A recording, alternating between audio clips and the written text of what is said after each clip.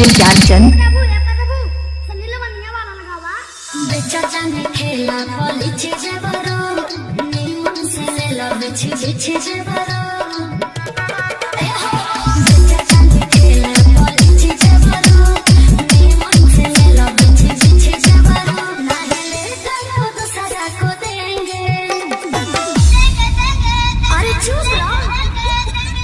फिर कौन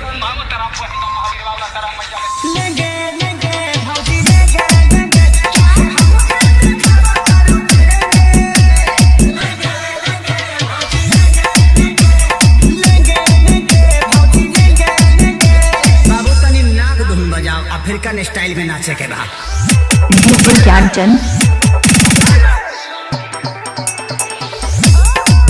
डीजे ज्ञानचंद रेवतीगंज बाजार अयोध्या अयोध्या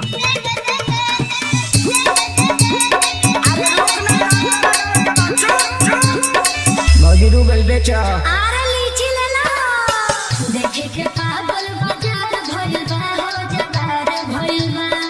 गाछी के फल फलदार भइल बा हो तैयार भइल बा हर ले लो हो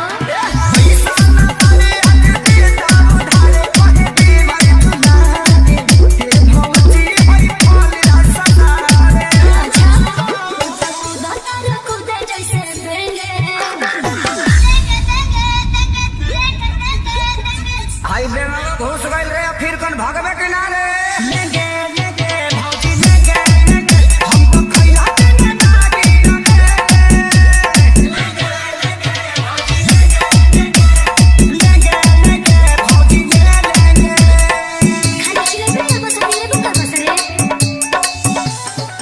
डीजे ज्ञानचंद रेवतीगंज बाजार अयोध्या अयोध्या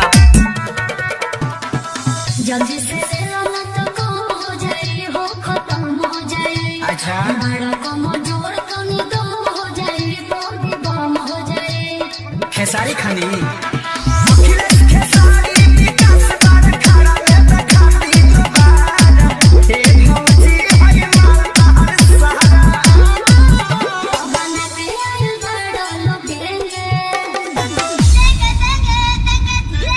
चुप हो जाना तो जहाँ साइज बड़ी होगी भेज दे लेंगे लेंगे भाजी लेंगे लेंगे साथी को हटाने वाले डीजे ज्ञानचंद रेवतीगंज बाजार अयोध्या